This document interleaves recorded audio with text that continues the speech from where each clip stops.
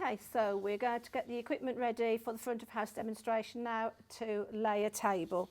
So we always prepare all the cutlery, all the crockery, cruet, salt and pepper pot and butter dish ready before we start laying the table.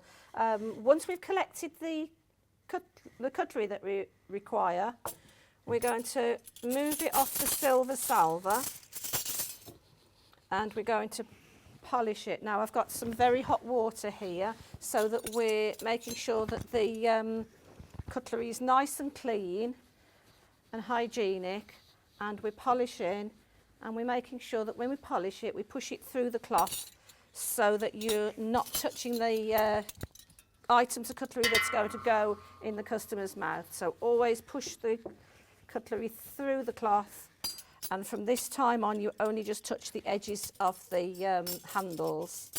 Okay, so we've got soup spoons there, we've got side knives, dessert spoons, and we've got fish knives. If you don't do this, you will end up with detergent marks and watermarks as they come out of the dishwasher and dry, and can be a little bit smeary.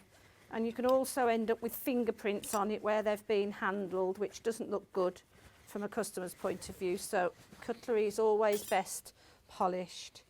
Okay, and after that, handled as little as possible. So I've got the side knives, main knives, large forks and fish forks. And then I've got dessert forks there. So it's always useful putting them on your salver together in an order so that you can see where they're all laid up so that you can pick them up easily. So I've got all the forks together, all the knives together, and then the spoons together, and I find that works well. I've used a clean tea towel here, and these are ones that we keep specially for the restaurant because they're lint free, so they don't end up with leaving fluff on the cutlery. We also make sure that the plates, I always put those through the dishwasher, give those a wipe so we know that those are clean and smear free. And your salt and pepper pots, always give those a wipe and make sure that the hole isn't clogged up.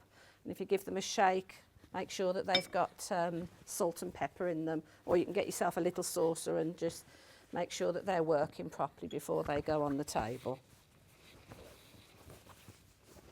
We also then, we're going to polish the glasses the same. So with the glasses, we're not going to actually, sorry, just move that. We're not going to dip them in the water. We're just going to hover over the water. Because it's nice and hot, you can see that that's just steamed the glass up, and that's just enough for you to hold the glass by the stem with your cloth and then just polish around. Now be careful while you're doing this, because if you use too much pressure, you're likely to snap the glass, and that's obviously dangerous. Okay, so nice and clear. If you're not sure, hold it up in front of a light and that will show up any marks on it. So you always see waiters holding glasses up to the light, and that's why they're doing that. So steam it, hold it by the stem, and then I usually just put my thumb inside, fingers on the outside, and polish it gently. Check, no smears. Okay, and the same with water glasses there.